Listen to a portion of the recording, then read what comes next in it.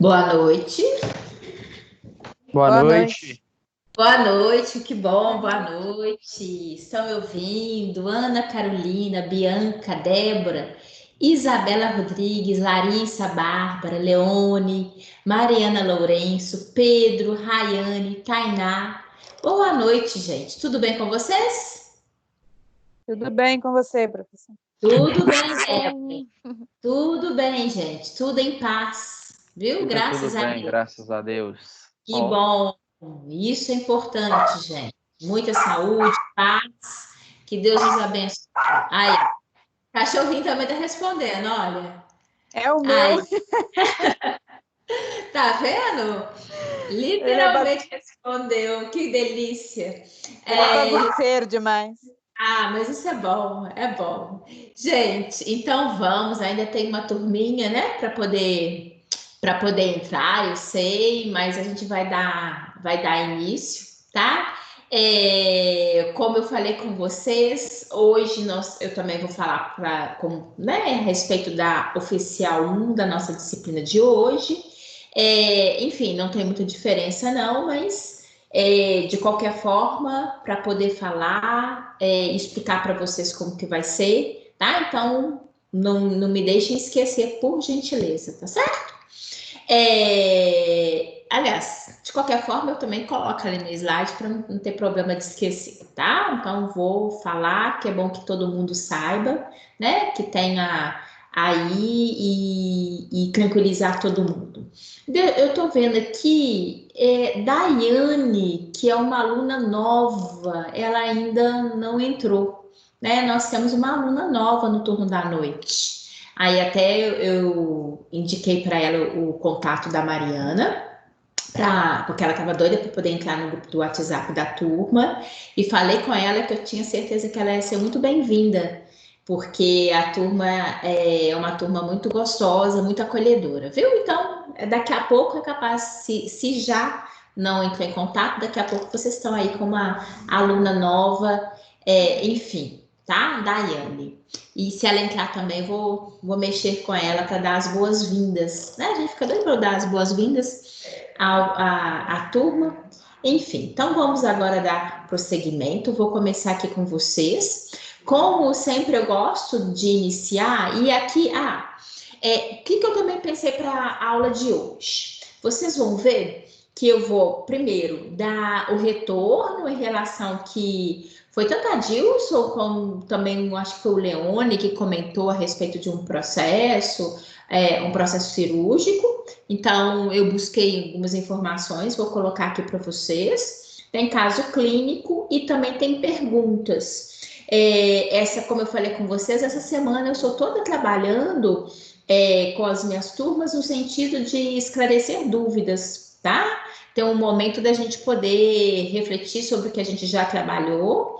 E aí eu gosto de colocar caso clínico e pergunta, porque se a gente simplesmente abrir, né, o que tem de dúvida, às vezes tem muita gente que não vai falar nada. Então, assim, acaba sendo provocativo.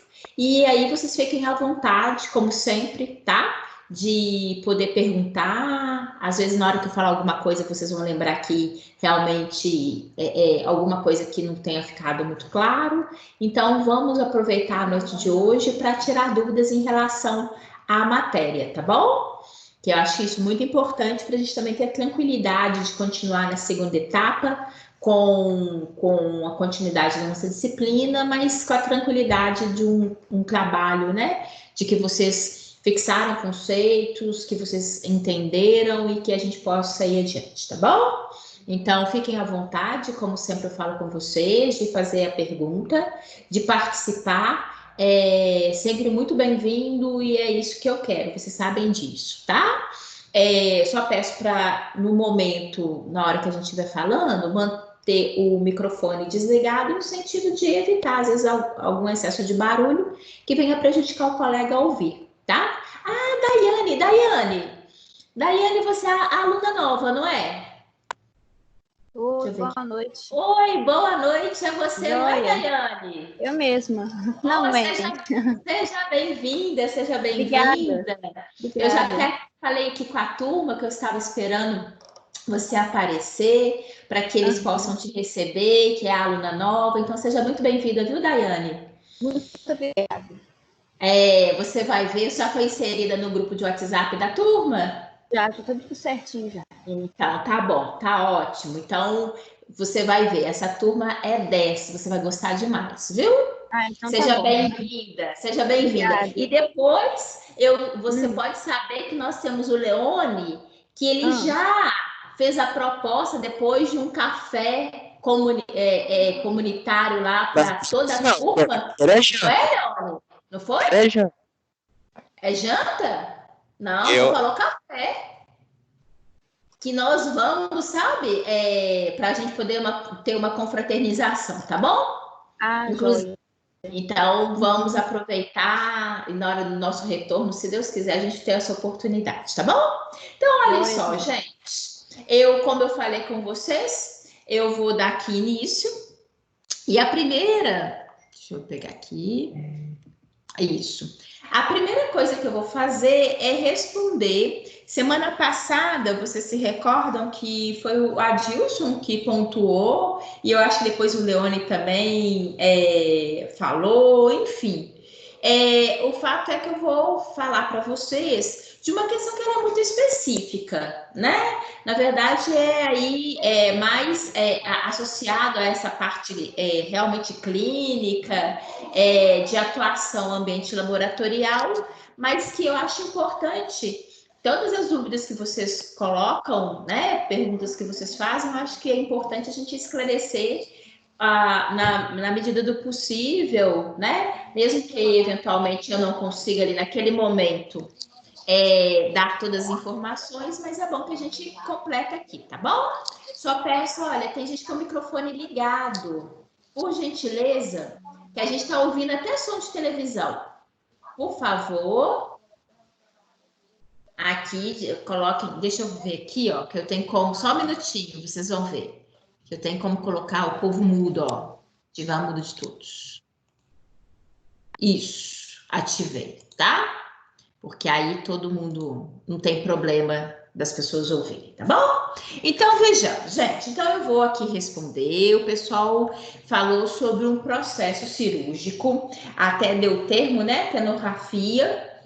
E eu, sinceramente, eu não sabia, né? Desse detalhe clínico. E aí, eu procurei aqui para poder apresentar para vocês, mesmo que seja um pouco mais superficial, mas de qualquer forma, são coisas que vocês vão ver mais adiante no curso de vocês, de uma maneira específica, né? Mas é bom, nesse momento, a gente já esclarecer e ir tirando algumas dúvidas, tá certo? Deixa eu pegar um apontador. Então, o que é tenorrafia? Tenorrafia é um processo cirúrgico que ele é utilizado, que eles realizam a sutura dos tendões. Só para contextualizar, né? Semana passada nós estávamos falando sobre as articulações. E aí pontuaram sobre a circunstância, porque realmente, né? A gente possa vir a ter ruptura de tendão. E aí o processo cirúrgico em si, que é esse processo de reparo. Então, recebe-se esse nome, tá? De tenorrafia, que é literalmente um processo, ele é invasivo e que ele faz o ligamento das extremidades do tendão rompido, tá? Bem, esse processo, logicamente, como eu falei com vocês, ele é um processo invasivo, um processo cirúrgico, tem toda aquela característica clássica cirúrgica, pré-operatório, de avaliação, né? Mas, de uma maneira geral, as pessoas respondem bem a esse processo. E o tempo de recuperação, pelo que eu busquei, ele é muito variável, tá? Por quê? Primeiro, vai depender muito da gravidade da lesão. O tanto desse comprometimento que houve, né, no lesionamento daquela estrutura. Do próprio tendão em si, né, afinal de contas nós temos tendões dispersos pela nossa estrutura corporal, inclusive até o tipo de tendão, onde ele está localizado, possa interferir nesse período de recuperação. As próprias características próprias de cada um de nós, né? Na hora que a gente fala, às vezes, para vocês, de processos patológicos, processo de tratamento, enfim, às vezes a gente entra num campo que é difícil padronizar para todos. Por quê? Existem características que são próprias à minha pessoa. Então, da mesma forma, essas características que são próprias ao paciente acabam que interferem muito, né, no processo de recuperação. Até mesmo, se a gente for imaginar o indivíduo, a disciplina dele, por quê? Uma recuperação ela é muito dependente do grau de responsabilidade que o paciente também vai ter diante do processo que ele está passando, né? Então, ele também é relacionado a isso, com fatores relacionados à saúde do paciente, com a característica também de disciplina desse paciente, o tanto que ele vai ser comprometido, né, de se resguardar por um período para ter uma reabilitação adequada. Então, isso daí é fundamental. Então, acaba que a gente não tem como mensurar de uma maneira muito fixa o período de recuperação. De uma maneira geral, a gente sempre observa, porque acaba sendo queixa, né, desses pacientes, eles terem queixa em relação a sensações dolorosas, eles mesmo pós-operatório, a pessoa ainda tende a sentir dor, o que é perfeitamente normal, porque o próprio processo também já é invasivo, né? Então, mesmo que houve um processo cirúrgico para reparo de algo que tinha sido lesionado, a sensação de desconforto, ela permanece, né? E acaba que cria-se uma sensibilidade no local mais aguçada, tá? Então, também as pessoas vão ver que por um período vai ter aquele ambiente, aquele local que houve a lesão, ele vai ficar meio inoperante. Até precisa de início para a própria recuperação, né? Porque a gente não sai da mesa de cirurgia já com todas as atividades físicas ali podendo ser observadas. Mas mesmo assim, depois, ainda, às vezes, há uma certa queixa, um certo desconforto, e a pessoa vai podendo recuperar-se de uma maneira adequada com a passar do tempo, tá? Então, essa queixa inicial, ela é normal e não significa que o processo não tenha ocorrido de uma maneira adequada, tá? Para a cicatrização do processo em si, ele dura cerca de 6 a 8 semanas. Então, se a gente for imaginar um indivíduo saudável e o organismo consegue promover esse processo de cicatrização num período, né? 8 semanas significa praticamente quase que 2 meses. As pessoas muitas das vezes acham que o tempo é longo, mas se a gente imaginar da mesma forma, é algo invasivo, é algo é uma característica interna, é algo de movimentos, né? Então acaba que é um período necessário. Da mesma forma que também é importante, isso aqui é um período médio. Não significa também que obrigatoriamente para todas as pessoas vão obedecer o mesmo critério. Mas também, mesmo assim, a gente tem que imaginar que um período mínimo de 6 semanas, a pessoa vai ter que realmente ficar mais quieta e vai realmente ter que ser limitada. Porque, de qualquer forma, é fundamental que o processo de cicatrização ocorra da melhor maneira possível. Porque logo após o processo cirúrgico, é necessário ter a paciência, né? Para que aquele processo não se perca. Caso contrário, se faltar a pessoa paciência para aguardar, para realmente permitir que o organismo se recupere, ela acaba perdendo aquele processo que ela realizou, tendo que iniciar, né, muitas das vezes, novos processos invasivos. E sempre tende a piorar. Por quê? Você acaba sempre intervindo no ambiente, interferindo naquele ambiente tecidual, então às vezes acaba comprometendo o bom andamento do processo, tá? Mas em termos médios, a gente observa-se que 6 a 8 semanas o organismo consegue promover o processo de cicatrização adequados. O tempo sempre é muito, né? As pessoas perguntam muito após um processo cirúrgico desse, quanto tempo que ela vai precisar precisar de esperar para retornar às suas atividades diárias, né? Em média, o mínimo realmente são de 2 meses. Isso para atividades básicas, né? Sim, você poder utilizar do membro do local que foi afetado, que a gente aqui está falando de uma maneira generalizada, né? Então, para atividades, para a pessoa, na verdade, se sentir mais livre e realizar suas atividades diárias de uma maneira adequada. Até então, ela fica com o membro semi-imobilizado, tá? E outra coisa também importante é imaginar que para práticas esportivas vai demandar um tempo maior. Normalmente, o mínimo de 3 meses, tá? Como eu falei com vocês, mais uma vez aqui, não significa que esses limites de tempo que a gente fala sejam necessariamente precisos. Eles são, para a gente ter uma noção, inclusive é o que permeia ali no caso, o ortopedista, né?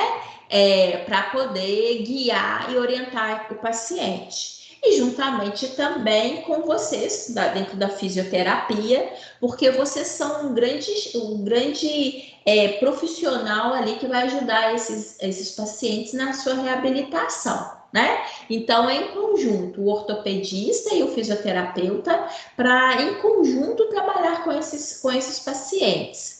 O fato é, como eu falei com vocês, pode ocorrer variações. Isso daqui ajuda a gente a nortear, né? Ter uma noção de tempo mínimo necessário para uma boa reabilitação, mas que, obviamente, possa haver variação de indivíduo para indivíduo, né? Como eu falei com vocês e reafirmo, sempre é muito importante avaliar o paciente. E vocês vão sentir isso muito na prática, né? Porque vocês, fisioterapeutas, trabalham muito em conjunto com esses pacientes, né? São fundamentais para um bom retorno desses indivíduos, mesmo porque, para que ele possa voltar nas suas práticas diárias, nas suas atividades, ele precisou de ter uma reabilitação, uma recuperação com vocês, fazendo com que eles possam ir voltando aos movimentos de uma maneira adequada e de uma maneira lenta e contínua, né? Porque é fundamental, como eu falei com vocês, que toda essa recuperação se faça de uma maneira adequada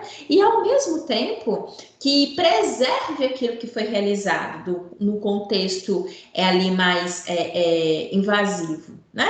Então, isso daqui para a gente é muito importante. Sempre deixar claro a necessidade de uma avaliação particular. A gente sempre coloca esses valores médios, esses tempos, né, específico para a gente ter uma noção. E como eu falei com vocês, isso são assuntos que vocês vão ver em profundidade ali com fisioterapeutas, nas disciplinas específicas de vocês, né? Mas que eu não acho que é importante, porque é uma demanda de vocês, é uma pergunta de vocês agora. Então, mesmo que a gente dê para vocês uma noção básica, mas que vocês depois vão ter a oportunidade de verificar a fundo, inclusive ali com os fisioterapeutas que trabalham intimamente, né, relacionados a esses pacientes, e que vocês vão ter a oportunidade de trabalhar de uma maneira específica também com esses pacientes a partir do momento que vocês estiverem ali na clínica escola, tá bom? Então, eu venho aqui, eu sempre gosto de iniciar a aula com um retorno do qual tenha ficado na semana passada, e é isso que eu coloco para vocês, tá bom? A Dilson, eu acho que foi a Leone também, se não me engano, teve alguém que teve participação também. Então, não só para eles, mas como todos vocês, tá bom? Diga, Dilson. Boa noite, eu entrei Boa noite, agora. tá joia? Eu vi que você entrou no decorrer. Tá certo, Adilson? Ok, então, a partir daqui, então, eu vou colocar, como eu falei com vocês, nós vamos trabalhar mais especificamente aqui com a nossa matéria base da morfo tegumentar e locomotor, tá bom? Então, vejamos. Como eu falei com vocês, eu tenho trabalhado muito com casos clínicos ao longo dessa semana, porque os casos clínicos, primeiro, colocam vocês porque as nossas disciplinas, elas são muito básicas, né? E como é a própria demanda, vocês têm curiosidade, vocês querem a aplicação desses conteúdos teóricos que a gente tem dentro de uma prática, de uma vivência clínica, né? E aí eu acho também muito importante, muito interessante, primeiro, que eu coloco vocês já em contato com essa literatura, né, com esse aspecto, que é um aspecto científico, que é muito importante, e eu consigo colocar a minha disciplina também num contexto aplicado, que chama mais a atenção de vocês, né, e ao mesmo tempo me ajuda a reforçar conceitos importantes, conceitos teóricos, que são a base da nossa disciplina, e que, inclusive, faz com que vocês possam, mais adiante, e essa é a minha grande vontade, que vocês possam, lá na frente, na hora que vocês estiverem lá, quinto, sexto, sétimo períodos, que vocês possam, diante de casos clínicos específicos do período do qual vocês estarão, mas recordarem aqui da professora Luciene, que deu ali a base, que falou algumas coisas para vocês que são base nesse momento, mas que com certeza vocês vão relembrar, vão ser citadas situações lá de futuro, tá bom? Eu quero que vocês lembrem de mim e lembrem que a gente trabalhou com isso, tá? Principalmente nisso, ó. Lembro, a professora falou e a gente trabalhou com esses assuntos, tá bom? Então, eu vou colocar aqui para vocês, vai ser um caso clínico e, como eu falei adiante, perguntas pertinentes da nossa disciplina, tá bom? Então, vejamos. O caso clínico que eu escolhi aqui para trabalhar com vocês, ele fala sobre a mão reumatoide. Inclusive, eu faço aqui a indicação para vocês, viu, gente? Às vezes até para trabalhos, não só da nossa disciplina, mas para outras disciplinas, sempre busquem como referência artigos científicos. Isso é excelente, isso é ótimo, porque a gente sempre tenta buscar um conhecimento mais novo, né, referente ao assunto, e como eles são artigos que passaram pelo crivo de avaliação científica, são medidas confiáveis para a gente trabalhar, tá bom? Então, olha só, a mão reumatoide, um caso de sinovite crônica associada às rupturas tendinosas. Esse caso clínico, ele foi publicado na revista da Faculdade de Ciências Médicas de Sorocaba, tá bom? Bem, e aqui eu coloquei para ilustrar, nós inclusive já falamos sobre isso, né? Sobre as artrites, não sei se vocês se recordam, foi semana passada, a artrite, a artrose, nós mencionamos isso, né? Entorse, enfim. E aqui nessas mãos, né? As mãos de uma senhora, dá para a gente perceber as alterações, né? Olhem, observem muito as deformidades que são observadas aqui nas estruturas dos dedos, né? Os edemas que são perceptíveis por nós na região das articulações. Então, até coloquei essa imagem, na verdade, eu coloquei independente do artigo, mas só para ilustrar e remeter, fazê-los, na verdade, recordar ao que a gente comentou semana passada, tá bom? Então, eu vou ler aqui o caso clínico para vocês prestarem atenção, por gentileza, e depois eu vou fazer umas perguntinhas para vocês, tá bom? Olha só. Paciente de sexo feminino, de 51 anos de idade, tem queixa de dor nos punhos e nas mãos há 12 anos. Relata que começou a apresentar dores nas mãos, de caráter insidioso, acompanhadas de rigidez articular matinal. Recebeu inicialmente um tratamento medicamentoso, sob a orientação do reumatologista. Cerca de 7 meses após o início dos sintomas, notou um estalo do punho seguido pela incapacidade de estender os dedos polegar, anular e mínimo da mão direita. Nega alterações cardiorrespiratórias ou de outros aparelhos. Nega cirurgias anteriores ou alergias. Relata ser portadora de artrite reumatoide há 16 anos, com fator reumatoide positivo, faz uso de corticosteroide desde o início da doença. A inspeção identifica-se o aumento do volume acentuado na região dorsal, deformidade em supinação, e discreto desvio radial do punho. Como consequência, ocorre desvio ulnar das articulações metacarpofalângicas. A paciente relata dor à palpação. Notam-se crepitação na mobilização do punho, limitação da movimentação do carpo e impossibilidade para extensão ativa dos dedos polegar, anular e mínimo. A paciente apresenta sinais de sinovite, com articulação metacarpofaringiana. A imagem radiográfica dos punhos mostra discreta redução do espaço articular radiocarpal e comprometimento acentuado da articulação radioulnar distal.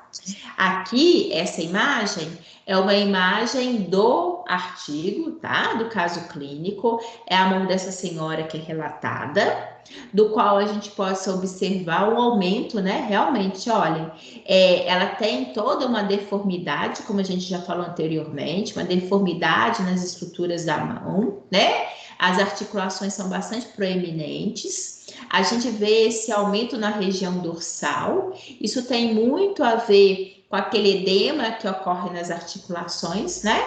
E reparem que ela tem possibilidade realmente de extensão dos dedos, tá? Isso se faz muito em função, eu não sei se vocês se recordam, por características clássicas que são observadas na artrite reumatoide, tá? Então, essa senhora, ela já está, e aqui relata, né, que ela tem esse processo já há 16 anos. Então, é uma situação altamente crônica, né? Crônica é quando ela se mantém ao longo de muito tempo. Então, é uma queixa clínica, já essa senhora já tinha sido diagnosticada. E uma coisa também importante se a gente reparar, tá? Ele chama atenção aqui, ó. Porque vocês vão ver, depois eu vou falar isso com vocês. O uso de corticosteroide. O uso desse tipo de medicamento por muito tempo, né? Isso também é danoso ao organismo, tá? Então, a gente vai ver que esse processo, esse uso contínuo de algo medicamentoso, né, tão forte, na verdade, possa causar danos e processos, na verdade, inflamatórios ao longo do tempo, tá bom? Bem, aqui. Aí eu faço umas perguntas em relação à própria situação em si, ao próprio quadro clínico, tá? Essa primeira pergunta, na verdade, eu estou aproveitando a oportunidade. Eu tinha comentado com você semana passada sobre artrite e artrose, mas eu não mencionei sinovite, não. Alguém sabe o que seja sinovite? Ou consegue procurar aí pra gente? O que vem a ser sinovite? Porque, na verdade, eu até vou fazer assim para vocês poderem participar, tá? Professora, Diga. a inflamação da membrana sinovial? Exatamente, Adilson. É o processo inflamatório. E da membrana sinovial, até porque semana passada a gente apresentou, aliás, falando de articulação, a gente já está há um tempinho, e justamente porque nesse relato de caso, o que ele fala, né? Porque essa daqui é um artigo falando sobre a mão reumatoide e um caso de sinovite. Então, é um caso de inflamação da membrana sinovial. E que membrana sinovial é essa, né? Então, até eu coloquei essa imagem que faz parte do meu material da aula passada, não sei se vocês se recordam, onde nós temos aqui o exemplo clássico de uma articulação sinovial. Só para vocês lembrarem, né? A articulação sinovial, ela é baseada por promover articulação nas estruturas ósseas, em que permite um maior movimento. E ele é caracterizado por apresentar um espaço, né, que é esse ambiente daqui, ó, e nesse espaço apresentar o que nós denominamos do líquido sinovial. Então, existe nesse ambiente um líquido e, reparem aqui, eu tenho uma região externa, que é a cápsula articular, tá? E essa estrutura vermelhinha aqui, ó, é a membrana sinovial, ou seja, aquela estrutura membranosa que envolve esse ambiente do qual eu tenho o líquido. Então, na hora que a gente fala sinovite, que é essa inflamação da membrana sinovial, ela nada mais é do que essa membranazinha aqui, olha. Imaginem essa estrutura membranosa inflamada. Então, ela gera um desconforto muito grande, né? Porque só assim, base, só para vocês vão estudar adiante, mas só para vocês terem uma noção, tenho certeza que grande parte de vocês já teve uma unha encravada, já teve um processo inflamatório. E o que é inflamação? Na inflamação nós temos o que a gente denomina 5 pilares, que são os sinais cardinais. Eu vou citar isso aqui porque eu tenho certeza que não é longe da realidade, porque todos nós, de alguma forma, já passamos por essa situação. Olha só, quando a gente tem uma inflamação, a gente tem dor, né? Nós temos um ambiente que fica avermelhado, que é o que a gente denomina de rubor. A gente tem edema, a gente tem febre e a gente tem perda de função. Por que eu estou falando disso? Porque vocês imaginem uma membrana dessa, num ambiente articular em que se tem tantos movimentos, né? Afinal de contas, é clássico da articulação sinovial estar presentes em ambientes que a gente possa promover muitos movimentos, como no ombro, como no joelho, né? Como aqui entre os ossos da mão, enfim. Então, são áreas que a gente constantemente está ali trabalhando muito, agindo muito, né? Movimentando-se muito. Já pensou uma membranazinha dessa, inflamada?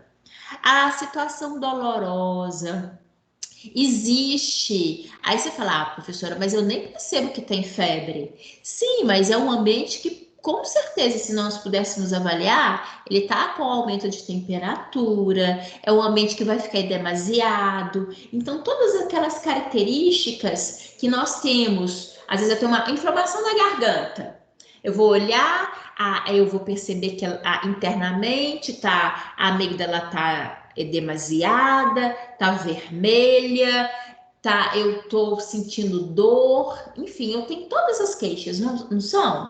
Vocês imaginem numa região como essa. Então, eu tenho também esse incômodo. Por isso que essa situação relatada aqui no caso clínico, né?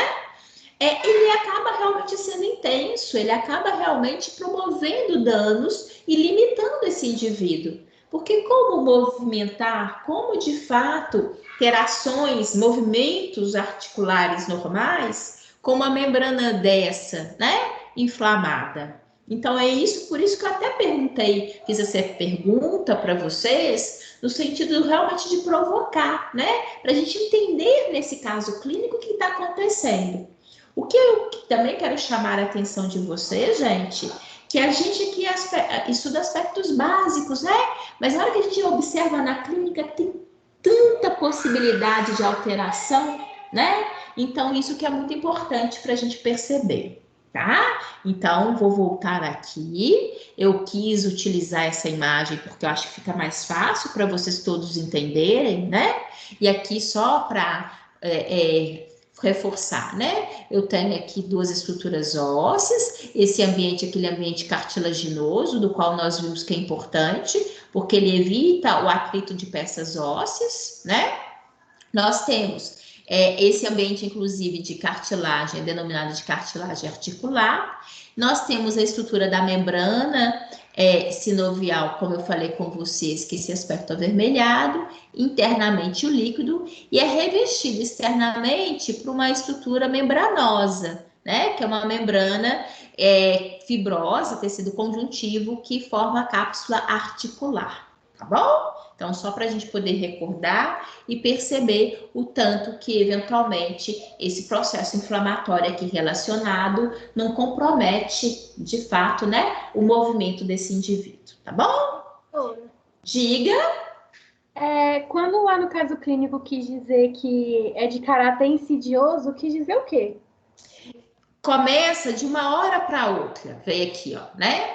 ela começou a apresentar dores nas mãos de caráter insidioso, ou seja, começou-se de uma maneira, de uma hora para outra, tá? Sem necessariamente ter um motivo, né? Ou porque uma queda, alguma coisa assim. De repente, ela começou com essa queixa clínica, e a partir desse processo, desse caráter, né? A partir do momento que ele começou a se manifestar, ela se tornou-se frequente e foi acompanhada por rigidez articular matinal, que inclusive é interessante, porque, deixa eu até destacar aqui para vocês. Então, esse insidioso tem a ver, né? Ele começou nessa senhora de uma maneira, de uma hora para outra, tá?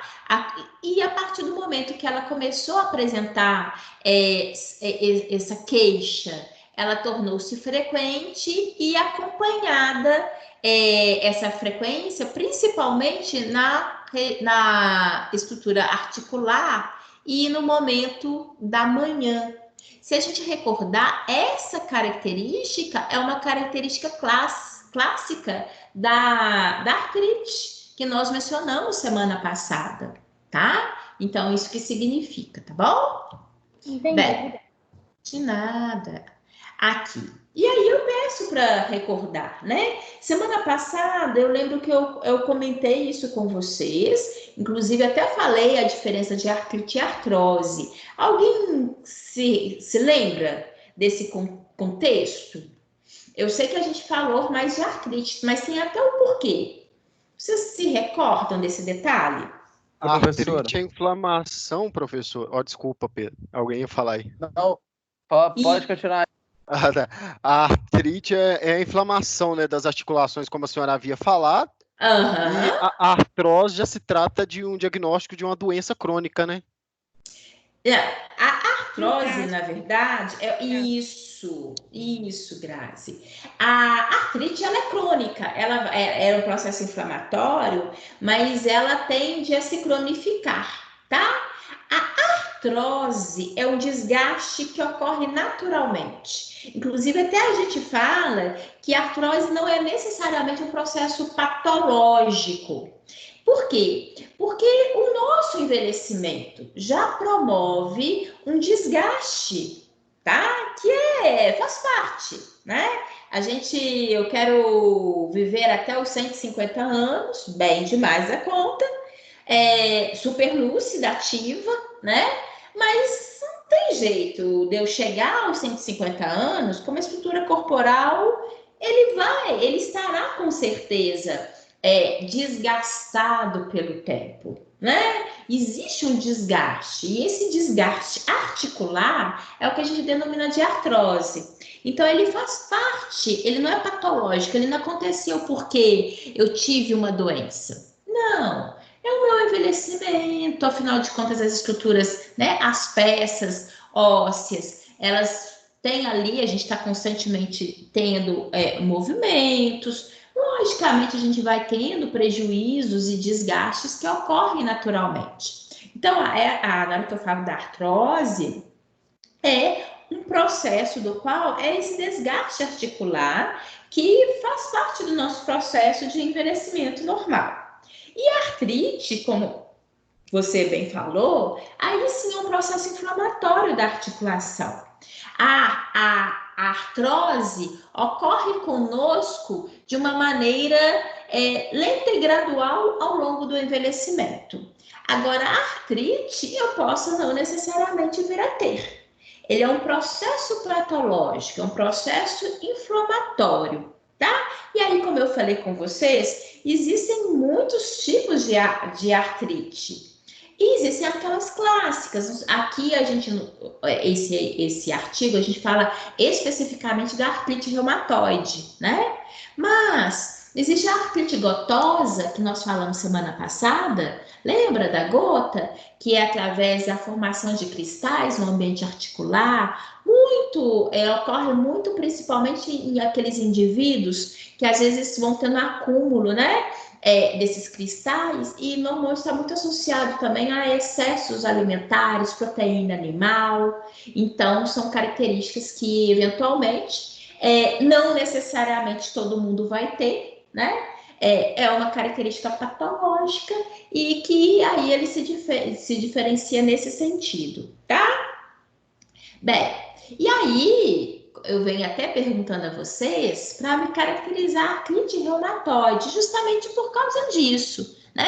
Poder recordar que existem diferentes tipos de artrite, né? A artrite reumatoide, que é aqui apresentada nesse caso clínico, é uma delas, né? Mas não é a única. Aí eu peço para vocês me caracterizarem a artrite reumatoide. Professora. Oi, diga.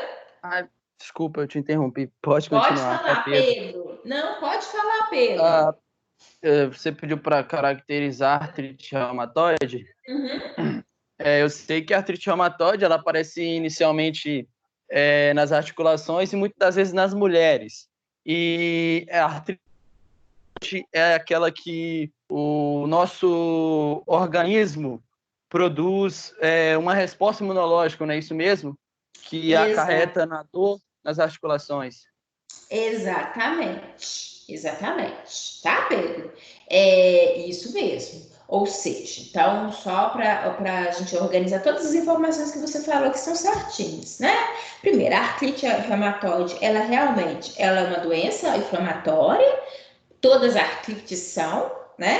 A gente fala que ela é sistêmica, porque ela envolve as minhas áreas, diferentes áreas articulares, tá? E ela é crônica, porque ela permeia por tempo, né? As artrites, elas são crônicas. E a reumatoide, especificamente, como você falou, uma vez com a artrite, o indivíduo não tem necessariamente cura, ele tem melhoria do quadro. Eu posso trabalhar para que aquele indivíduo tenha melhoria do quadro, uma qualidade de vida, né? Que sempre a gente imagina o indivíduo com qualidade de vida, mas ele se apresenta, ele se mantém. Mesmo porque, isso que você falou, Pedro, que é uma característica que vem do meu sistema imune, né? Que é o meu organismo, de repente, começa a não reconhecer de uma maneira adequada essa região e começa a combatê-lo. Então, em função disso, né, que faz com que o indivíduo, isso é uma característica minha, pessoal, inclusive genética, né? Possa vir a ter maior propensão, às vezes, dentro da família, quem tem, às vezes, apresentar, tá? Não é obrigatório, mas tem essa característica também. E outra coisa que você falou, existe tanto em machos e fêmeas, sim, mas as mulheres são mais frequentemente acometidas por artrite reumatoide, tá? E aí, quando a gente fala desses processos autoimunes, tem várias características que eventualmente tentam explicar isso, né? Alguma ocorrência de alguma virose, alguma característica orgânica própria do indivíduo, uma característica genética que o predispõe, né? A outra coisa que interfere muito sobre o sistema imunológico é o estresse. Então, são características que são até difíceis de mensurar, né? Como que eu vou mensurar, por exemplo, estresse? Né? Eu posso falar que eu sou super estressada hoje, mas às vezes nem parece, é difícil, tem coisas que são difíceis a gente ter essa mensuração. Então, se torna também, às vezes, muito difícil, dentro de um contexto clínico, verificar o porquê que, de fato, aquele indivíduo começou a apresentar aquela manifestação clínica, né? Porque é muito clássico, todos nós sempre queremos saber do porquê, né? Mas por que isso aconteceu comigo? O que eu fiz de errado? Ou o que eu poderia ter evitado, né? Mas nem sempre, às vezes, quando a gente tem doenças que têm essa característica autoimune, nem sempre, às vezes, a gente consegue elucidar tão bem. Então, é importante isso, tá? como a gente falou, ela comete a estrutura da articulação sinovial e as estruturas dos tendões e articulações de uma maneira geral, né? Então, é um processo do qual, de fato, ele acaba sendo bastante debilitante nas pessoas, tá bom? É isso mesmo, o Pedro falou certinho. Se alguém, gente, tiver mais alguma coisa a acrescentar, falar, fiquem à vontade, tá bom? Professor, pode falar. Eu ia ter uma dúvida aqui, a alimentação também, uma alimentação também que tenha, como que fala? Anti-inflamatórios, né? Tipo peixe, essas alimentações ricas assim em anti-inflamatórios, né? Ajuda muito também, né? Eu me perdi aqui, embolei todo. Ajuda pra caramba também na artrite, na artrose também, né? Contribui bastante. Na verdade, Adilson, a alimentação saudável, ela cai bem para tudo. E ela ajuda, porque a partir do momento, igual você fala, né? Uma pessoa já tem um diagnóstico, né?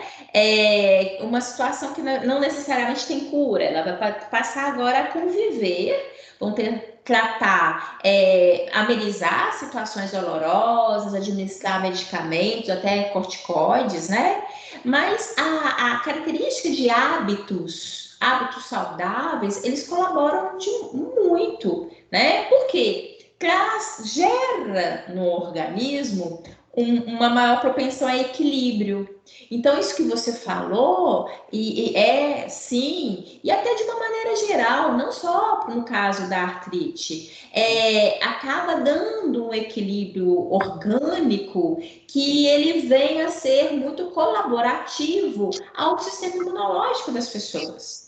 Então, ele, de uma certa forma, ele ajuda a fortalecer o sistema imunológico, fazer com que essa pessoa seja mais saudável, né? Ela tem toda uma melhoria orgânica que, consequentemente, se ele em si não atua diretamente, mas indiretamente ele me dá uma sustentação orgânica mais saudável. Então, ele colabora sim, tá? É muito importante esse aspecto alimentar, né? As pessoas também, essas questões até também alternativas, no sentido de manter-se mais equilibradas mentalmente, tudo isso, ele vem e ele soma muito. A gente percebe que às vezes tem pacientes que conseguem ter melhoria, né, diminuição da queixa clínica dele em virtude dessas associações. Não significa que ele vai ficar só e ter uma situação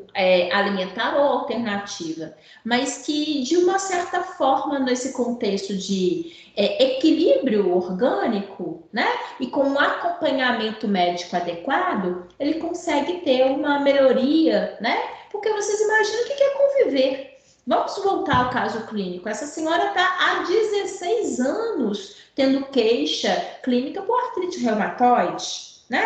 Então, tudo que se fizer nesse contexto, que venha amenizar a característica do dia a dia desse paciente, ele é muito bem-vindo, né? Então, lógico, nunca se esquecendo da parte científica e do acompanhamento médico do especialista. Mas tudo isso colabora muito, sim, tá? Eles até conseguem verificar isso na própria parte clínica. E a alimentação saudável, ela é saúde para o corpo em qualquer circunstância, né? Professora. Diga, Gilson. Inclusive, eu achei bem interessante um vídeo que eu vi lá na unidade que eu estava fazendo lá da matéria da senhora lá, falando sobre um paciente diabético, e ele falava assim, justamente isso aí que você está falando agora, né? Que às vezes o paciente tem o diagnóstico clínico, o médico dá ele o diagnóstico, passa para ele certas recomendações, a princípio o paciente segue essas recomendações, no caso lá, se não me engano, o paciente era diabético, aí ele estava seguindo, seguindo as normas do médico, as orientações do médico, porém, com o tempo, ele relaxou. Ele chegava em casa, começava a comer pipoca, essas coisas todas, besteira, e foi se agravando. Só que um dia ele colocou a mão na consciência e falou, não, eu tenho que mudar minha forma de vida, né, para me viver. Aí ele passou a viver bem com a diabetes, mantendo uma alimentação saudável. Eu achei bem interessante isso, a forma que foi colocado lá. Tá certinho, Adilson. E a gente vai ter oportunidade na nossa disciplina de segunda-feira, porque a nossa próxima unidade é falar sobre sistema endócrino e a gente vai mencionar sobre diabetes. Porque isso é fato. Existem algumas situações, por exemplo, igual aqui, a gente está falando artrite. Uma vez diagnosticado, não tem cura. Mas não significa com isso que eu necessariamente vou, a partir de então, necessariamente ter que viver mal. Então, assim como artrite, assim como hipertensão, assim como diabetes que você mencionou, né? A partir do momento que eu tenho o diagnóstico, eu preciso realmente ter uma consciência de que eu não posso não vir a ter cura, mas eu tenho que ter qualidade de vida. Porque todos nós precisamos ter qualidade de vida para encarar. O nosso dia a dia não é fácil, independente de ser um jovem, de ser um adulto, ser casado, ser solteiro, ser idoso. O dia a dia nos cobra muito. Então, a melhor coisa que se tem é poder levantar e da melhor maneira possível de encarar os nossos dias. Isso se consegue, gente, com saúde. E saúde é equilíbrio. Então, é um conjunto. Então, a gente está hoje falando de uma característica articular. Mas esse indivíduo, ele é um todo. Às vezes a gente tem uma situação relativamente pequena, né? Do qual fala assim, nossa, é uma dorzinha de cabeça que, enfim, mas que te tira do sério, te tira a qualidade. Isso que você está falando soma muito bem, e a gente fala muito dentro das nossas disciplinas, porque a gente trabalha com essa patologia básica, que é um conjunto, e esse contexto alimentar. Tem hora que parece que a gente está chovendo no molhado, né? É igual um tempo atrás, falar lavar as mãos, parecia, não, mas que bobagem. Não, para a saúde faz uma grande diferença, tá bom? Bem, mas a gente vai ter a oportunidade, inclusive, de destacar mais a respeito disso, falar disso numa situação mais aplicada. Diga, Pedro. É Pedro, né? Sou eu mesmo. Só para deixar seguir o assunto, o meu vizinho, já que a gente está falando de doenças das articulações, o meu vizinho aqui na minha cidade, ele tem muitas dores nas articulações. E ele foi diagnosticado com reumatismo. E o reumatismo, ele está dentro também dessas doenças nas articulações? Sim, ele entra no sentido de que essa característica reumatoide, né, é uma alteração também hematológica. O que significa isso? Das células do sangue, tá bom? Então ele tem essa característica, essa característica sim, Pedro, tá? Ou seja, ela possa se estender, tanto aqui a artrite reumatoide, porque é uma alteração que se dá no ambiente da articulação, mas ela vem a partir de células do sangue, que são nossas células de defesa, que começam a reconhecer como não próprio esse ambiente. Tá? Então, são características mais específicas, mas tem tudo a ver, sim, em relação a essas alterações das células do sangue, tá bom? Assim, bem, obrigado. De nada, Pedro. Olhem só, aqui eu coloco para vocês recordarem comigo sinais e sintomas associados à artrite reumatoide. Vocês se recordam do que a gente falou? Foi semana passada. Não sei se eu coloquei foto aqui. Não, coloquei não. Vocês se recordam em relação ao que nós comentamos semana passada? Tinha até um desenhozinho, até estava aqui procurando se eu tinha colocado para vocês. Eu até já mencionei um aqui, não sei se vocês separaram, olha, na hora que eu chamei a atenção dessa rigidez articular matinal. Essa característica, né, só recordando vocês, quando a gente fala sinais e sintomas, são as manifestações clínicas, né? Então, quais são as manifestações clínicas da artrite reumatoide? Uma delas é a rigidez articular matinal. Aí você fala assim, mas só de manhã? Não, não é que é só de manhã, mas de manhã é mais intenso. A pessoa acorda, ela tende a sentir esse desconforto maior durante a manhã. Com o passar do tempo, das horas, né, ela começa a ter uma maior maleabilidade articular, mas ainda com desconforto, tá bom? Existe também situação de edema, que vocês já podem até perceber através das imagens, né? O edema. Uma característica também. Pode falar, Tainá. Larissa, falando dos caroços que aparecem. Dos nódulos, sobre a né? pele, os nódulos. Essas saliências aqui que você está apontando, realmente, porque esse edema, ele é tão profundo, né? Ele é tão intenso que ele acaba promovendo essas alterações visíveis, como essas estruturas nodulares, né? Que deformam, causam deformidade à mão, tá? Uma outra coisa, deixa eu mudar aqui, porque tá até esquisito aqui. Isso. Uma outra coisa também, que eu não sei se vocês se recordam, que eu falei o seguinte: quando a gente começa a ter o comprometimento de uma mão, né, de um lado, porque não é só a mão, aqui a gente está demonstrando a mão, mas essa artrite reumatoide ela pode ocorrer em outras regiões articulares. É que quando ela ocorre de um lado do corpo, a outra também vai acabar sendo afetada. Então, é uma característica da artrite ter o comprometimento de ambos os lados, tá? Também é uma manifestação clínica. E, além do mais, outra coisa que é muito notória é que é o cansaço, né? O que a gente chama de fadiga. As pessoas ficam fadigadas, porque vocês imaginem que querer fazer, precisar de realizar as nossas ações, os nossos movimentos, né? Quando se fala da mão, então, vocês imaginem, ela acaba limitando a pessoa para coisas básicas, né?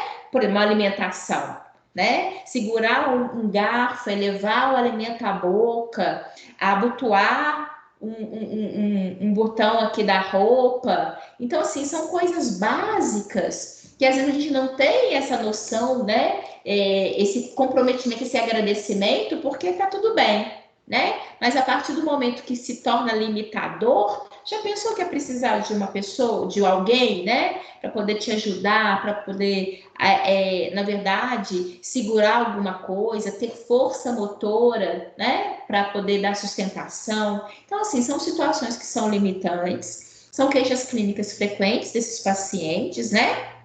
E que é importante. E que vocês, ali no dia a dia da clínica escola, vocês vão ter a oportunidade de verificar, né, pacientes nesse sentido e poder colaborar, instruí-los, enfim, porque é uma característica que, infelizmente, se mantém, né? Outra coisa aqui, deixa eu ver aqui outra pergunta.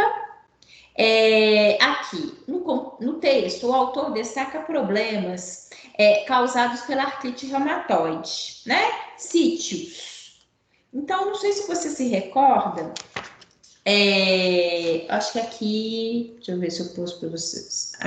Coloquei acho que no início. Não, acho que eu não coloquei isso para vocês, não. É o seguinte, porque a artrite reumatoide, ela, na verdade, ele coloca para gente aqui, no sentido, quais são os problemas dela, né? Aqui que ela, qual foi a pergunta mesmo? Deixa eu ver aqui, ó. Problemas causados pela artrite reumatoide. Quais que são esses problemas? Aqui, ó. Cadê? Deixa eu ver se eu pus para vocês aqui. Não, acho que eu não... Acho que eu limitei para vocês. Então, só vou mencionar para vocês, tá? A pessoa tem queixa clássica, que é a queixa na dor dos punhos das mãos, limitação dos movimentos, são aqueles que eu mencionei para vocês, né? Na hora que eu falei do limitador dentro desses sinais e sintomas. Na verdade, ele estendeu esse artigo e chamou a atenção que essa senhora estava com a limitação dos movimentos, que ela tinha fraqueza na pinça, né? E apreensão, é justamente o que eu comentei associado à sintomatologia. E, logicamente, essa deformidade que também é observada, mas que isso a gente consegue também observar a partir da estrutura apresentada para a gente aqui na foto. Então, na verdade, o que ele relata, que ele cita, eu acho até por isso que eu não mencionei para vocês, é que a gente consegue encontrar essa queixa clínica dessa senhora diante das características clássicas de uma artrite reumatoide, né?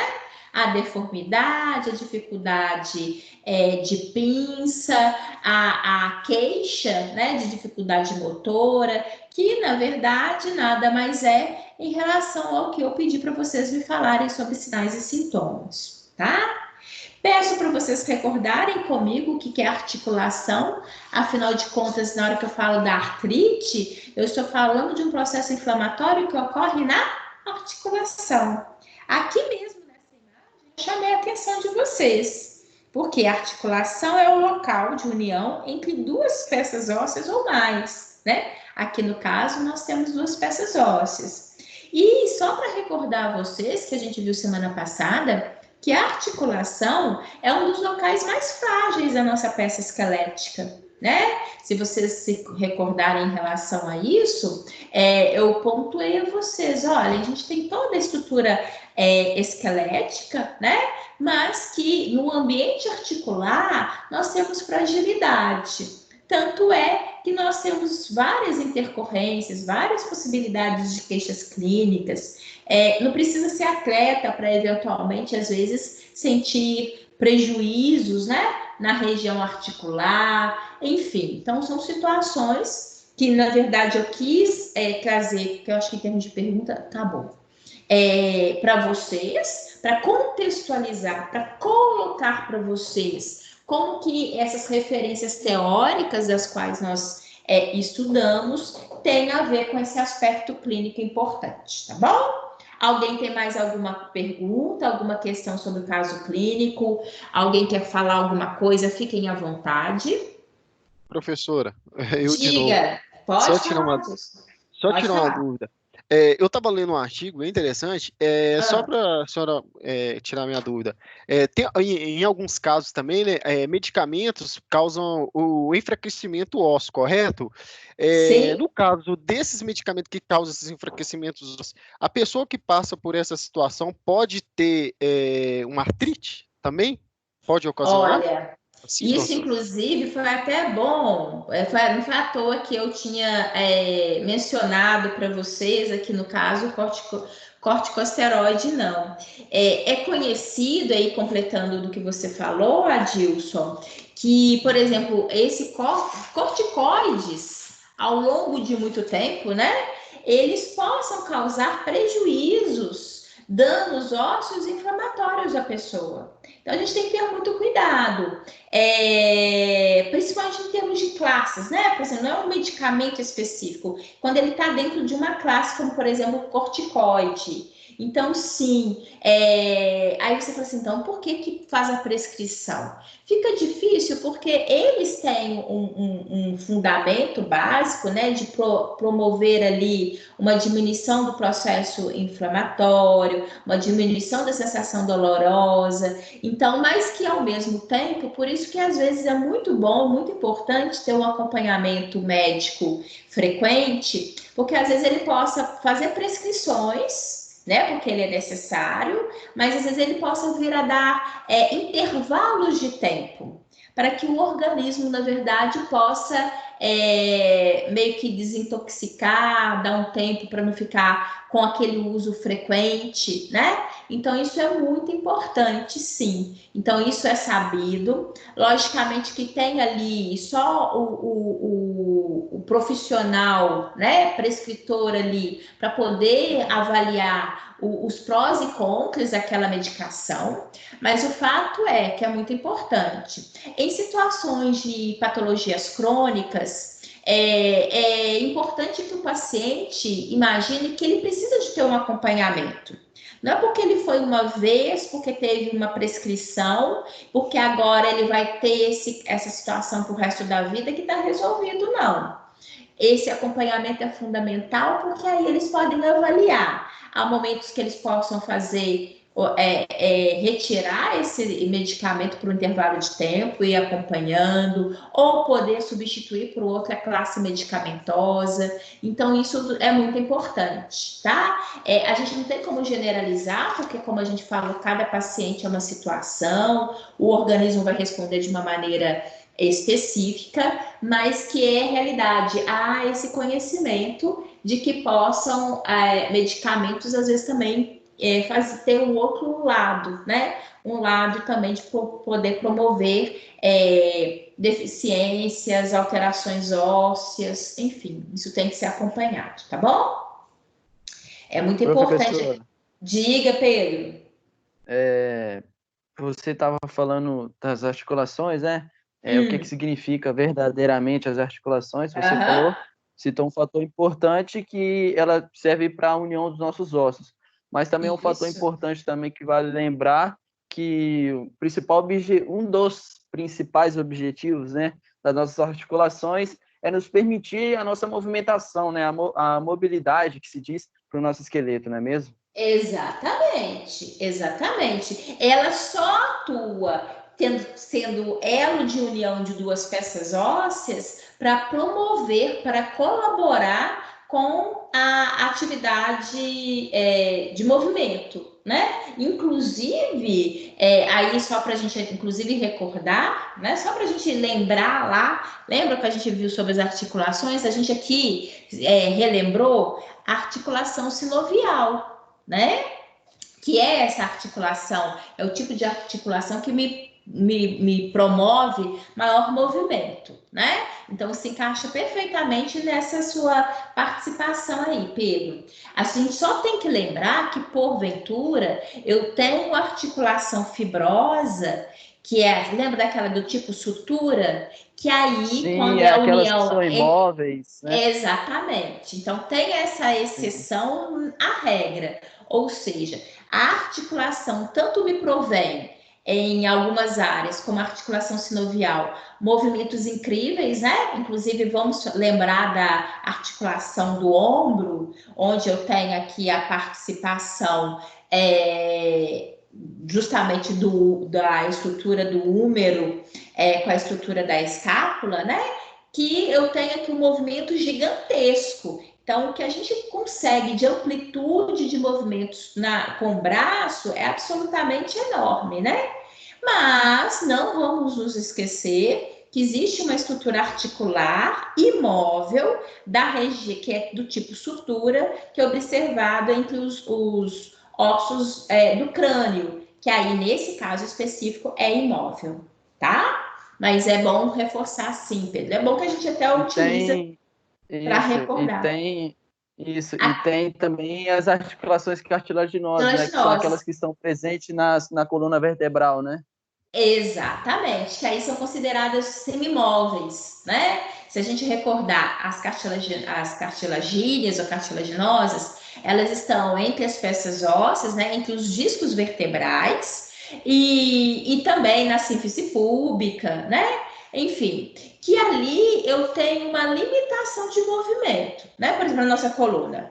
Eu posso abaixar, eu posso levantar. A gente até utiliza isso muito como exemplo na hora que a gente inicia o sistema esquelético, para chamar a atenção da importância que é ter a nossa coluna vertebral constituída por peças vertebrais, né?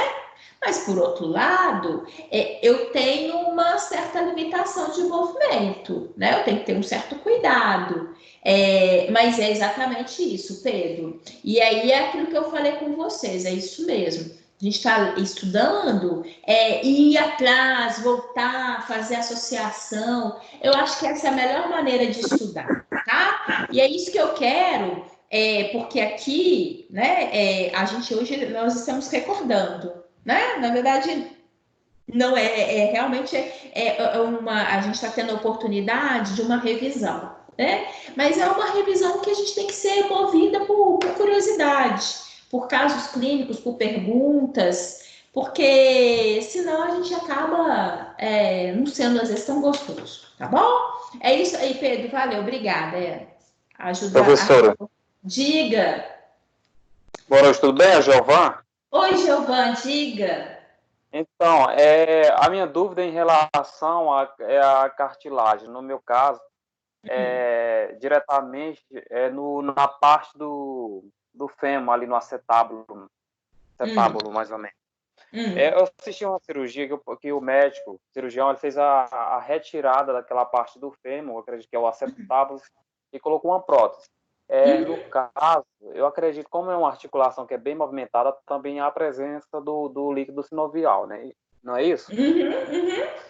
Então, a Sim. produção do líquido sinovial, quando é feita a substituição do tecido ósseo fisiológico normal do organismo a peça anatômica que não é composta pelos elementos do corpo humano normal, há uma redução ali na produção do líquido sinovial, vai manter o mesmo? Como procede isso? Ô, Giovana, possa haver uma redução, sim. Normalmente, essas peças, tem até um termo que se usa, enfim, depois eu vou ver, são elementos, né? Quando se faz essa associação dentro da ortopedia, tem demais para restabelecer, quando a gente falou sobre fratura, né? São externos, mas eles tendem a não promover rejeição, que isso também é um fator muito importante, né?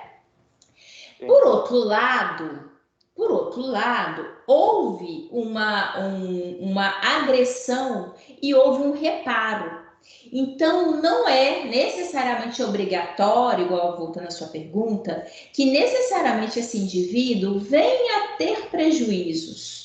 Mas é necessário esse acompanhamento. Quando tem prejuízo na produção do líquido sinovial, ele provavelmente vai sentir situações de incômodo aos movimentos.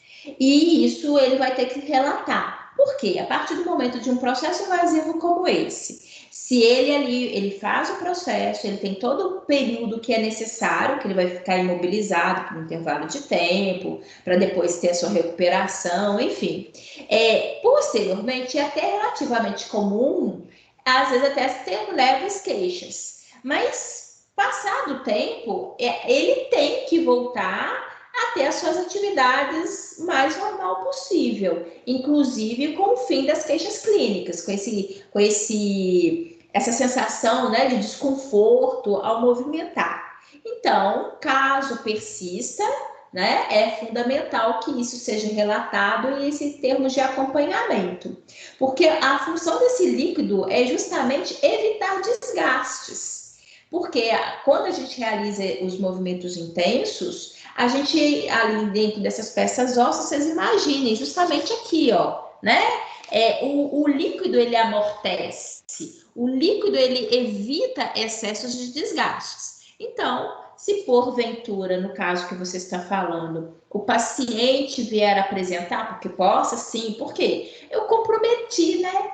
Por mais que seja um sucesso a cirurgia, é um ambiente que antes era intocável e que agora tem uma interferência, que também é particular, e aí tem a ver até com a recuperação e o organismo de cada indivíduo, tem tudo para dar certo, mas caso eventualmente persista o agravo a esse ambiente, é importante e vai ter que ser relatado e acompanhado, tá? Às vezes até um processo inflamatório também possa vir a ocorrer em função daquela interferência, né? Daquela intervenção cirúrgica, enfim, é algo que possa se estender. Não obrigatoriamente, mas vale a observação, tá? O importante, gente, quanto menos se mexe, né? Quanto menos necessidade de evadir esses ambientes, mais a gente está preservando, porque a gente está preservando uma situação de equilíbrio, né? A partir do momento que você rompe esse equilíbrio e que você mexe muito, que você intervém, precisa de ter intervenção, porque uma vez necessitado, é logicamente que a gente precisa de fazer. Mas, quer queira ou não, eu corro o risco de ter algum tipo de sequela futura, né? De algum tipo de uma recuperação que foge ali aquele padrão de normalidade. Então, realmente se torna mais possível de ter essas características como consequência. Tá? Sim, e nesse caso, geralmente, de acordo com o que a senhora explica para a gente, os desgastes são bastante agressivos. Exato. E isso, de acordo com esse paciente, com o que eu vi com esse paciente, essa cartilagem de tecido conjuntivo chega a um certo ponto de desgaste. Tipo, a gente via mesmo aquela cavidade desgastada. E o cirurgião fez a troca mesmo, retirou essa parte do fêmur mesmo ali, onde faz a articulação, e colocou a peça sintética. É muito invasivo, né? Vocês imaginam, é muito invasivo. Né? Então, por isso que acaba realmente tendo essa possibilidade. Não é obrigatória, mas isso é uma realidade para esse paciente. Tá? Gente, mais alguma coisa? Algum comentário, alguma pergunta? Não? Podemos ir para frente? Então, tá. Então, vejamos. E aqui, então, a gente finaliza esse caso clínico e eu vou fazer aqui a proposta de perguntas para vocês, tá? O que eu quero combinar com vocês? O que a gente vai fazer? Vou chamar a atenção aqui no sentido de da gente poder, vou fazer as perguntas, tá? E quero que vocês, logo de início, por favor, não deem a resposta. Por quê? Tem colega que ainda está lendo. E eu quero fazer com que vocês, na verdade, possam recuperar, todos vocês. Tem gente que pergunta, tem gente que tem desenvoltura, fala, e tem gente que eu sei que também está aí e fica mais caladinho, né? Tem até o perfil de cada um, mas não significa necessariamente que ele não esteja participando. Então, vamos combinar o seguinte, vou passar a pergunta.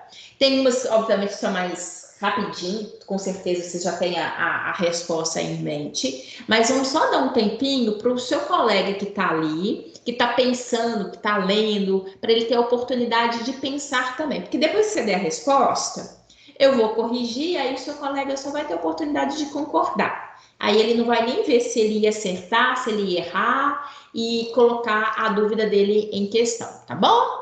Então, na hora que eu falar, pode responder, aí vocês podem me responder, tá? Vamos dar esse tempo para o colega. Então, vamos. Então, as articulações são estruturas que conectam um osso ao outro. Algumas permitem a movimentação desses ossos, que são as articulações móveis, é o que a gente tinha falado, né? Outras não, e outras não, que são as articulações imóveis. Na verdade, isso aqui eu tirei do livro da Mariebe e Joyme. Na verdade, é um livro onde ele trata tanto da anatomia quanto da fisiologia, tá? Bem, todas as articulações citadas a seguir são ditas móveis, com exceção de uma. Então, pensem e não, por enquanto, não me deem a resposta. Deixe todo mundo ler. Eu acho que também está muito, ainda mais que com a pergunta do Pedro. Eu falei demais.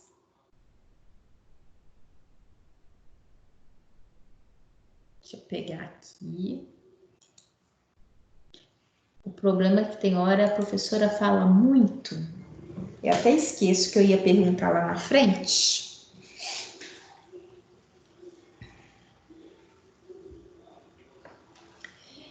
Bem, então vamos. Qual que não é móvel aqui? Qual que é a resposta? Letra D, articulação da face. Exatamente, né? Olhem só. Letra D, que é a articulação da face, tá? Tá certinho. Agora só vamos aqui para todo mundo entender e até oportunidade, né? Nem todo mundo necessariamente pegou todas as aulas. Então, sempre, às vezes, vai ter uma pergunta que, às vezes, a gente possa vir a ter um colega que não pegou aquela aula. Então, é bom para a gente também, de alguma forma, introduzi-lo ao assunto e para todo mundo entender. Então, olhem, a gente, diante da resposta que o Pedro nos deu, até no próprio caso clínico, né, na hora que a gente estava falando, nós falamos, porque faz parte, né, do que eu perguntei, o que era articulação, e o Pedro completou, além de conectar, além de fazer a união de uma estrutura óssea com outra, ele também permite os movimentos, né? Só que eu falei assim, sim, concordo com você. Inclusive a articulação sinovial, que a gente estava estudando ali no caso clínico, é clássica de articulação que mais mobilidade permite. Mas não vamos nos esquecer que existe também a articulação imóvel, que eu dei porque é o caso clássico, né, da articulação imóvel dos ossos da face, dos ossos da estrutura craniana, né? Então, por isso que a gente fala aqui que a articulação da face é uma articulação imóvel. Agora, todos os demais, olhem, as articulações do ombro, que inclusive eu mencionei, é o tipo articular, é a região de articulação onde me permite uma amplitude de movimentos, a articulação do joelho, a articulação do cotovelo, a articulação do punho. Todas essas áreas articulares são altamente móveis e que nos permitem, de fato, né, realizar várias atividades motoras, com exceção, então, das articulações dos ossos da face, tá? Muito bem, isso mesmo. Vamos para a próxima pergunta. O tegumento humano, ele é flexível, mas resistente, o que permite que enfrente o constante ataque dos agentes externos. Sem a nossa pele, rapidamente viríamos presas para as bactérias e pereceríamos devido à perda de água e de calor. Também do livro da Mariette. Bem, em relação à pele, analise as afirmativas abaixo e coloque V ou F de acordo com que elas sejam verdadeiras ou falsas, tá? Eu acho que depois não dei sequência não, deixa eu ver. Dei não. Então, vamos fazer o seguinte, cada um aí, analisa cada frase, vê se ela seja verdadeira ou falsa, e por enquanto não me dá resposta não, tá bom? Deixa o seu colega pensar aí que a gente vai responder todo mundo junto.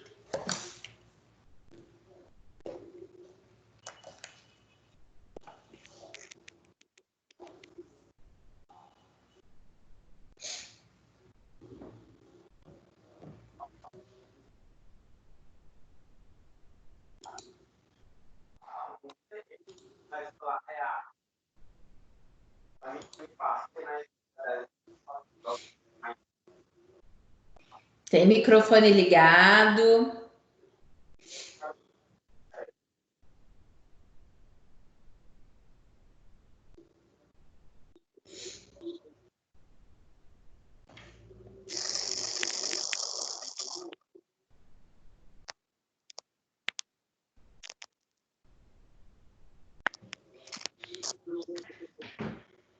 Vejamos então. Vamos para a primeira frase? Olha só. A epiderme da pele é constituída por um tecido epitelial estratificado. Verdadeiro ou falso? Verdadeiro. Verdadeiro. Isso, bem, meninas, gostei. Verdadeiro. Na psoríase, ocorre um aumento acentuado do número de divisões celulares. Verdadeiro. Verdadeiro. Falso. Tivemos aqui divergências. Então, vejamos. Esperem aí. Deixa eu, antes de prosseguir, deixa eu vir aqui nesse slide. Eu até coloquei, porque já que é justamente para a gente recordar, vale muito a pena. Na hora que a gente fala do tegumento, né, significa que eu estou falando sobre a pele humana. E na hora que a gente fala de epiderme, É essa areazinha daqui, ó. Reparem que é a região da epiderme, que é constituída, como vocês falaram, é o tecido epitelial de revestimento, estratificado, né? Pavimentoso. Bem, então tá certinho. Então, essa área é a região da epiderme. Daqui para baixo, essa área é a área da derme. É uma área altamente vascularizada, ou seja, tem vasos sanguíneos, tenho inervação, né? Tenho a presença de glândulas e isso daqui, essa região muito importante, né? Porque é onde eu tenho o suprimento de oxigênio e nutrientes para todo esse ambiente de pele. Logo aqui embaixo existe essa região que é considerada de hipoderme, que faz o elo entre a pele e as estruturas musculares, né? Tecidos visíveis. E aqui é rico em tecido adiposo. O que é importante? Por que eu vim aqui? Primeiro que eu queria recordar com vocês essa região de epiderme, a nomenclatura, né? Epiderme, derme, essa área que é a hipoderme. Lembrar que essa daqui é uma pele pilosa, né? Por que é pele pilosa? Porque eu tenho a presença dos pelos. Inclusive aqui, ó, essa estrutura é o folículo piloso. Olha, ele emerge a partir da epiderme, que se estende, tem o folículo piloso e aqui eu vou ter a presença do pelo, tá? Do outro lado, eu até gostei dessa imagem, adoro foto diferente na internet, porque isso ajuda a gente demais. Essa daqui é nova, não conhecia não. Então, olhem só, aqui é importante porque desse outro lado, eu tenho uma pele que é aquela pele espessa, ou pele glabra. Só para vocês se recordarem, essa pele espessa é observada na palma da mão e na sola dos pés. A pele pilosa é observada em praticamente todo o restante do meu corpo, né? Eu sempre vou ter a presença dos pelos. Concordo com vocês que a gente tem diferença do tipo de pelo na região axilar, na maior parte do meu corpo, na região genital, mas sempre a pele pilosa, tá? Bem, e por que eu tô falando disso antes de estender para essa parte aqui que vocês... Oh, perdão, deixa eu ver. Porque foi a dúvida de vocês. Olhem só, vocês se recordam que eu falei o seguinte, existe aqui nessas células da epiderme, eu tenho células que sejam mais jovens, que são células que estão aqui embaixo, que são aquelas células basais. E eu falei com vocês que essas células mais jovens, elas vão sendo produzidas, elas vão se modificando, as mais velhas vão envelhecendo, vão morrendo, e aí elas acabam saindo. Tanto é que a gente faz esfoliação e retira a parte celular que morreu, né? Por quê que isso é importante? Porque a gente tem sempre uma renovação celular. E no caso específico, na psoríase, só para vocês se recordarem, são aqueles indivíduos que apresentam algumas manchas mais claras na pele, né? O vitiligo que é mais claro, a psoríase é aquelas manchas avermelhadas, principalmente nas estruturas que a gente fala de extremidade. Por exemplo, cotovelo é uma região que, às vezes, quem tem psoríase apresenta muito uma região bem avermelhada. Possa ter, por exemplo, entre os seios, né? Entre os dedos. E ela fica avermelhada por quê?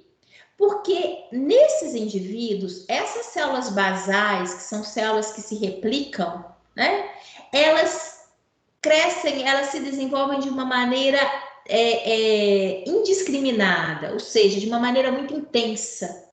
Então, na verdade, eu observo do lado externo que aquele tecido está meio avermelhado, porque essa renovação celular ela ocorre de uma maneira muito rápida, muito intensa, justamente porque na psoríase realmente ocorre um aumento acentuado do número de divisões celulares. Então, é por isso que até diante, né, aí do impasse que vocês geraram, na dúvida se era verdadeiro ou falso, só para a gente recordar essas células basais, que são células as quais vão se dividir. E realmente na psoríase, esse processo de divisão celular é muito intenso. É tão intenso que eu tenho do lado externo a observação daquela região avermelhada, porque ela está constantemente, é como se fosse constantemente descamando, constantemente sendo produzidas novas células e renovando cada vez mais, tá? Então, olhem só. Eu tô tomando um banho. Olhem só, deixa eu voltar aqui a caneta e é vermelha, que aqui, na verdade, ela realmente é verdadeira, tá? Então, se vocês recordarem lá na nossa unidade 1, verifiquem isso no nosso material. Lá está falando que na psoríase existe esse aumento, que é por isso, inclusive, que a gente consegue ter essa visualização macroscópica, né? Eu não consigo ver que essas células estão se dividindo tanto, mas eu vejo aquela região avermelhada clássica, que é por causa dessa renovação muito intensa, tá bom? Sim. Oi, diga, Débora. No caso da psoríase, ela pode acometer o corpo inteiro, tipo assim, braço, perna. Eu tô te perguntando porque foi um senhor lá onde eu trabalho, porque eu trabalho em laboratório. E ele falou que ele estava falando pra gente que ele começou com a psoríase e apareceu o primeiro lugar nele na testa. E foi descendo, aí ele estava com o corpo todo descamando, sabe? Não é muito comum ser tão intenso assim, não, sabe, Débora? Possa até se estender mais, mas normalmente consegue se dar um freio, principalmente quando se faz um tratamento, né? A partir do momento do diagnóstico, não tem cura, tá? Não sei se vocês todos se recordam. Psoríase, vitiligo, não tem cura. Uma vez observado, é uma situação que a gente vai trabalhar para amenizar, né? Para dar àquele paciente uma melhora no quadro dele. Então, é muito comum no indivíduo que tem psoríase ele ter crises, né? Ter épocas do ano que às vezes ataca mais e épocas no qual ele fica mais discreto. Então, igual você falou, não é muito comum se estender para o corpo como um todo, mesmo porque existem outras alterações dérmicas, tá? Que não vem a ser psoríase e que às vezes possa dar uma apresentação, né? Na que observa assim, até assemelha-se.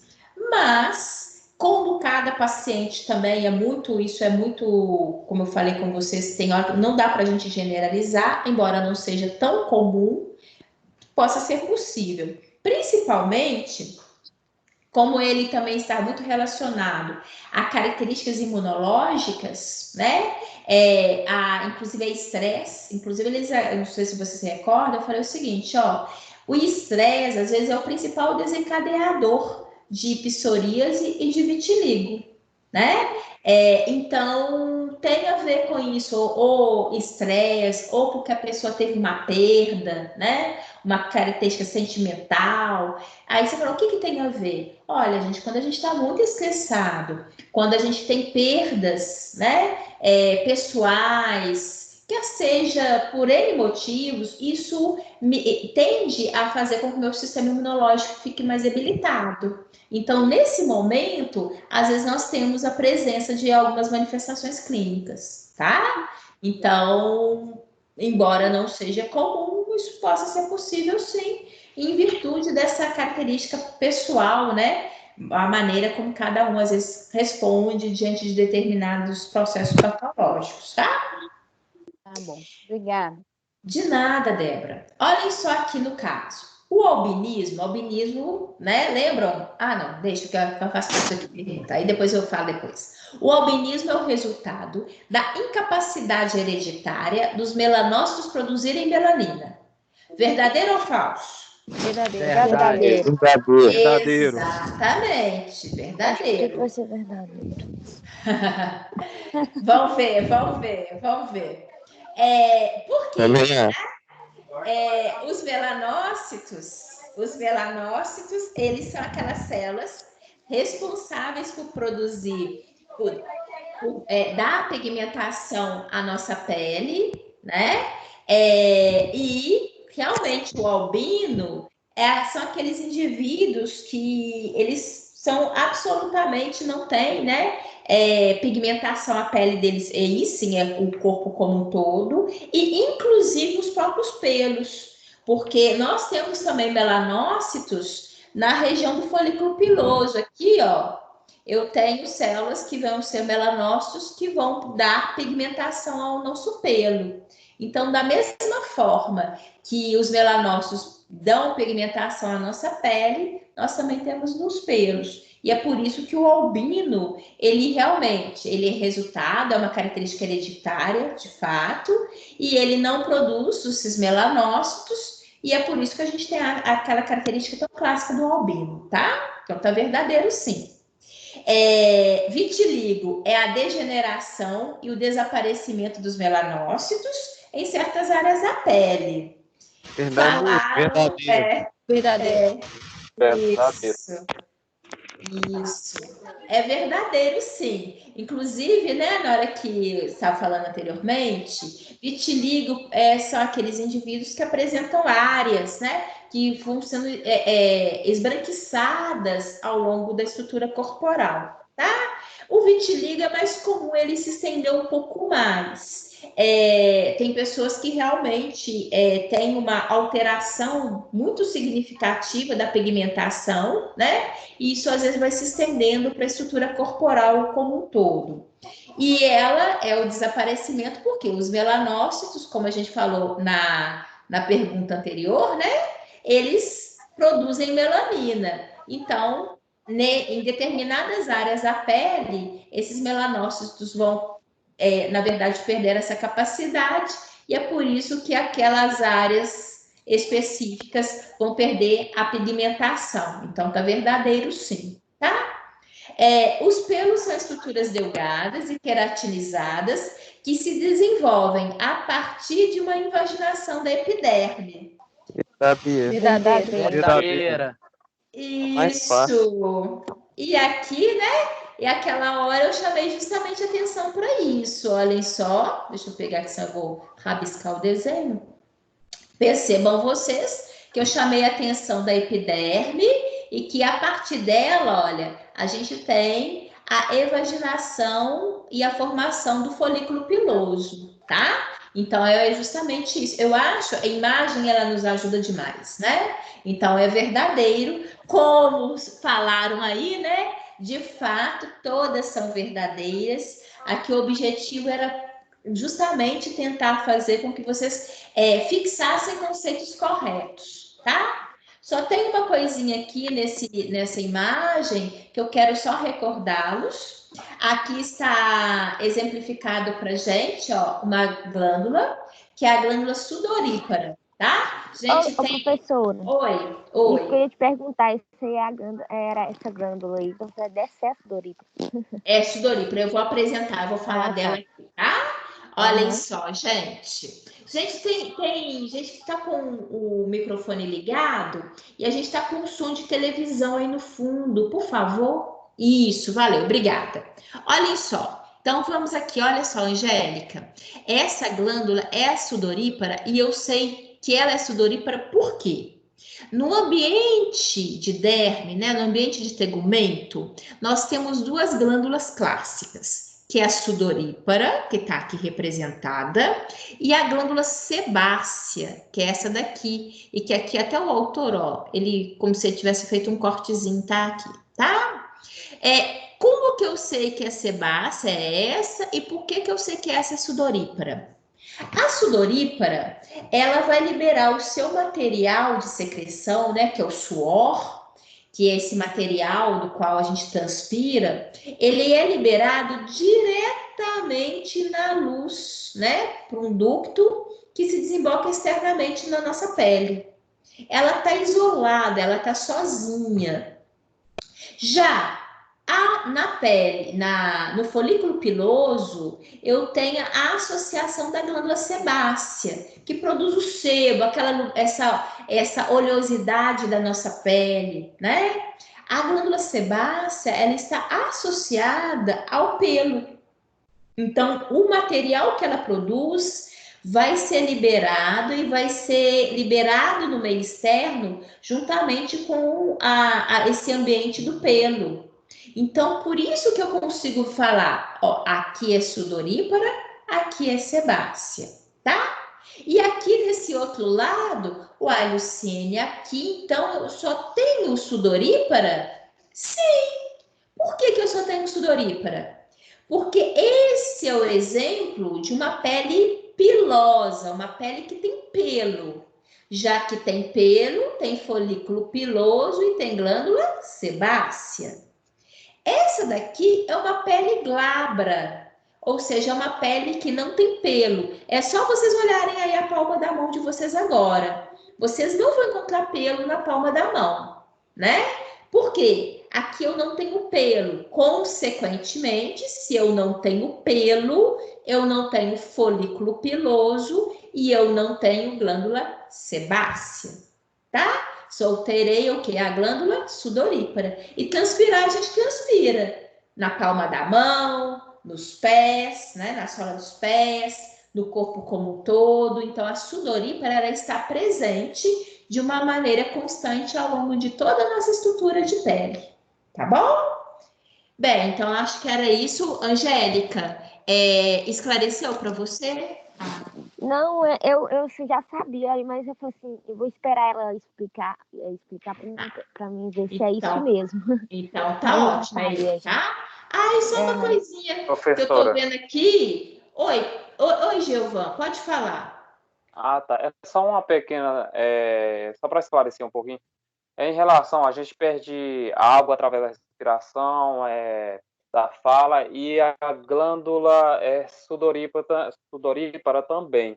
Então, quando a gente vê assim, fisicamente, vamos supor, o couro cabeludo oleoso, a face da frontal da testa oleosa, então é a ação da liberação de líquidos através da glândula sudorípara junto com a glândula sebácea. Seria isso mesmo, né? Sim, essa oleosidade, a oleosidade ela refere-se à glândula sebácea, tá?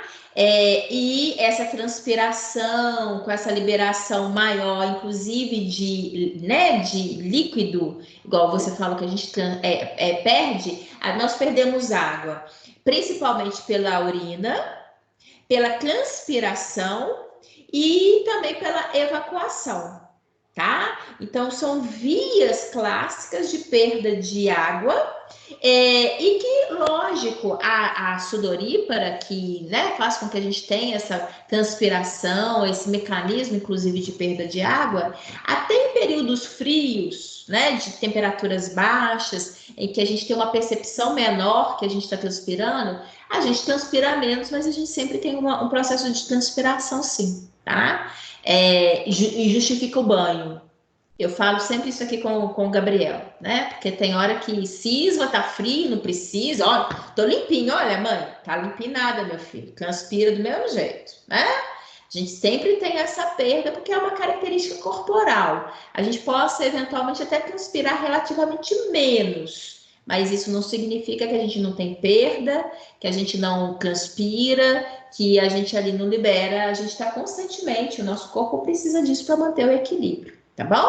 E só completando o que você falou, essa oleosidade tem a ver com o sebo. Diga, pode falar. Diga, Grazi. Esse marronzinho aí, parecendo um mouse. Isso aqui. O que é isso? Isso. Tá, eu ia completar na hora que o Giovanni falou. Ia completar com essa estrutura e essa daqui também. Então, olha, para não ficar nada. Isso daqui, não só isso, é essa estrutura que te chamou a atenção. Mas eu tenho essa estruturazinha aqui, e se você observar, eu tenho essa daqui também. São diferentes, mas olhem, reparem que todas elas têm a ligação com essa linhazinha amarela. Isso daqui são terminações nervosas, tá? Nós temos terminações nervosas dispersas pela nossa pele. E aqui, ó, só para você ter uma noção, olha que bonitinho. Essa daqui, ó, é uma terminação nervosa que está relacionada à sensação dolorosa. Aqui nós temos terminações nervosas que estão associadas a características de temperaturas, tá? De frio, de calor. Então, isso que você perguntou é uma estrutura, é uma terminação nervosa, da qual nos permite, por exemplo, ter a percepção de sensações de frio, tá? Então, estou aproveitando e chamando a atenção. Olha, ele se espalha ao longo da pele como um todo, tá? Fazendo, por isso que a gente tem essa capacidade de, se alguém me beliscar, eu sentir dor. Só um minutinho. Eu consigo perceber que eu estou sentindo frio, ou se encostar um ferro quente em mim, eu vou perceber. Mas existem, então, terminações específicas para cada um desses levantamentos sensoriais. Pode falar. Quem que é? O Pedro, não é? Pedro. Deixa eu ver. Pode falar, Pedro? Te não, era só para fechar ali o raciocínio. Pode falar, Pedro. Tudo bem. Se eu não me engano, se eu tiver certo ou errado, você me corrige. Se eu não me engano, essa estruturazinha amarelinha aí, né, que você tava com o mouse aí, Então, esse amarelinho aí, grudado no folículo piloso. Se eu não me engano, a professora Lívia Lazarotto falou pra gente que ele é um músculo que nos permite dar a ereção do nosso pelo. Ah, não, espera aí. Então, espera aí. Espera aí, Pedro. Que a gente estava falando aqui. Tá, só um minutinho.